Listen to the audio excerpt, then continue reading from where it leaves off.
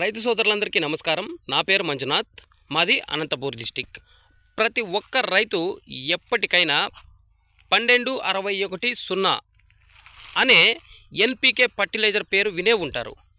కానీ ఇది ఎప్పుడు వాడాలి, ఏ విధంగా పనిచేస్తుంది, ఏ పంటకు మంచిది, ఇవన్నీ చాలామంది రైతులు కన్ఫ్యూజ్ అవుతూ ఉంటారు. అందుకోసమే ఈరోజు ఈ వీడియోలో మనం 1261 ఎప్పుడు వాడాలి, ఎలా వాడాలి, ఏ పంటకు వాడాలి, అదేవిధంగా ఏ దశలో వాడాలి, అదేవిధంగా దీని వల్ల కలిగే ఉపయోగాలేంటి అనే దాని గురించి ఈరోజు వీడియోలో మనం పూర్తిగా తెలుసుకోవాలి అనే ఉద్దేశంతో అయితే ఈ వీడియో అయితే మనం చేయడం జరుగుతుంది. అదే కాకుండా ఈ 1261 మన పంటలో ఉపయోగించడం వల్ల ఎలాంటి దిగుబడి వస్తుంది అనే దాని గురించి కూడా ఈ వీడియోలో అయితే మనం పూర్తిగా తెలుసుకుందాం. అంతకంటే ముందు ఎవరైనా రైతులు మన ఛానల్ని కనుక మీరు సబ్స్క్రైబ్ చేయకపోతే మన ఛానల్ని సబ్స్క్రైబ్ చేసుకోండి, వీడియోకి ఒక లైక్ చేయండి. మరి ఇంకెందుకు ఆలస్యం, వీడియోలోకి మనకు ముందుగా చూసుకున్నట్లయితే 1261 అంటే ఏమిటి? 1261 అనేది ఒక వాటర్ సాల్యుబుల్ ఫర్టిలైజర్. దీనిలో 12% నైట్రోజన్, 61% ఫాస్ఫరస్ మరియు 0% పొటాష్ అనేది ఉంటుంది. అయితే ఇది మొక్కల ప్రారంభ దశలో రూట్ డెవలప్మెంట్ కోసం బాగా ఉపయోగపడుతుంది. అంతేకాకుండా పూత పండ్లు కోసమే కాక మొక్క స్థిరంగా బలంగా ఎదగడానికి కూడా అనేక విధాలుగా 1261 అనేది ఉపయోగపడుతుంది. అదేవిధంగా మొక్కలకు అవసరమైన మైక్రోన్యూట్రియన్స్, ఇది మొక్కలు నైట్రోజన్ వల్ల ఆకుపచ్చగా ఎదుగుతాయి. అదేవిధంగా ఫాస్ఫరస్తో వేర్లు బలంగా తయారవుతాయి. ఈ 1261లో ఎక్కువగా ఫాస్ఫరస్ ఉండడం వల్ల ఇది మొక్కల యొక్క రూట్ డెవలప్మెంట్ కోసం అనేక విధాలుగా ఉపయోగపడుతుంది. అంతేకాకుండా ఇది మొక్కల మొదటి దశలో గనక ఉపయోగించినట్లయితే ఇది శక్తివంతమైన వేర్లను తయారు చేస్తుంది. దీని వలన త్వరగా పూత పండ్లు బాగా వచ్చే అవకాశాలు కూడా ఉంటాయి.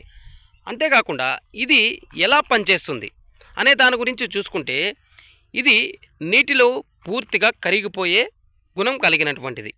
మొక్కలకు తక్షణమే ఉపయోగపడుతుంది. అంతేకాకుండా మొక్కల్లో ఫోటోసింథటిక్ ఎనర్జీ ట్రాన్స్పోర్ట్ వంటి శక్తివంతమైన చర్యలను ప్రారంభిస్తుంది. అంతేకాకుండా ముఖ్యంగా ఫాస్ఫరస్ మూలంగా మొక్కల్లో ఏటీపీ అనే ఎనర్జీ మాలిక్యూల్స్ తయారవుతాయి. ఇవి మొక్కల వృద్ధికి చాలా బాగా ఉపయోగపడుతుంది.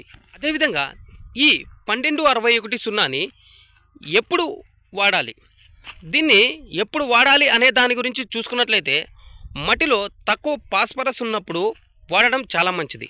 అదే తర్వాత విత్తనం అంటే మన టమోటా మొక్క నాటుకున్న 10-15 రోజులకు వాడటం వల్ల మనకి అనేక ఉపయోగాలు ఉంటాయి. అంటే మొక్కల యొక్క ప్రారంభ దశలో దీన్ని ఉపయోగించడం చాలా బాగా ఉంటుంది. దీనివల్ల ఫలితంగా వేర్లు బలంగా పెరిగి మొక్క స్థిరంగా ఉంటుంది. అంతేకాకుండా దీన్ని ఉపయోగించే పద్ధతులు ఏ విధంగా ఉంటాయని చూసుకుంటే మనము 1261 డ్రిప్లో కనుక వదులుకున్నట్లయితే 1 నుంచి 2 కిలోల వరకు ఎకరానికి వదులుకోవచ్చు డ్రిప్ ద్వారా. లేదు పాలిమర్ స్ప్రే చేసినట్లయితే దీన్ని 5 గ్రాములు వరకు లీటర్ నీటికి 8 రోజులు లేదా 10 రోజుల గ్యాప్తో 2-3 సార్లు పిచికారీ కూడా చేసుకోవచ్చు. కానీ ప్రతి ఒక్క రైతు గుర్తుంచుకోవాల్సింది ఏమిటంటే దీన్ని ఉపయోగించే టైంలో డోసు తప్పనిసరిగా ఖచ్చితమైన డోసు మీ తెలిసిన వారిలే దీన్ని ఉపయోగించాలి. ఎందుకంటే ఇది కొద్దిగా ఎక్కువ అయినా కూడా మనకు మొక్కలు స్ట్రెస్కి గురవడం అయితే జరుగుతుంది. అదేవిధంగా దీన్ని ఏ పంటల్లో ఉపయోగించవచ్చు? సాధారణంగా మనం టమోటా, వరి, కంది, మినుము, వంకాయ, మిరప, బీన్స్ అన్ని రకాల కూరగాయల్లో మొత్తం దీన్నైతే ఉపయోగించవచ్చు. అదేవిధంగా దీన్ని ఉపయోగించడం వల్ల కలిగే ప్రయోజనాల గురించి చూసుకుంటే వేర్లు బలంగా పెరుగుతాయి, మొక్కలు ప్రారంభ వృద్ధి వేగంగా జరుగుతుంది. అదేవిధంగా న్యూట్రియన్స్ అప్స్టేక్ మెరుగుపడుతుంది. అదేవిధంగా డిసీజ్ రెసిస్టెన్స్ పెరుగుతుంది, అంటే రోగ నిరోధక శక్తి కూడా పెరుగుతుంది. తర్వాత పూత, పంట, కాయ బాగా వస్తుంది. విధంగా ఎలాంటి జాగ్రత్తలు తీసుకోవాలి అనే దాని గురించి మనం మాట్లాడుకుంటే దీనిని ఎక్కువగా వాడవద్దు. నీటిలో ఎప్పుడు pH చూసుకొని నీటిలో కలపాలి.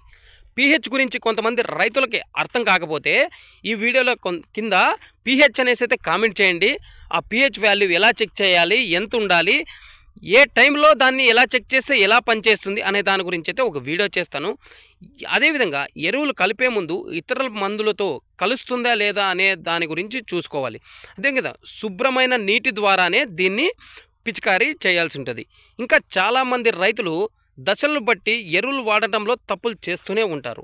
మీ పంట మొదటి దశలో బలంగా తయారవ్వాలంటే 12-61-0 ఒక గొప్ప ఎంపిక.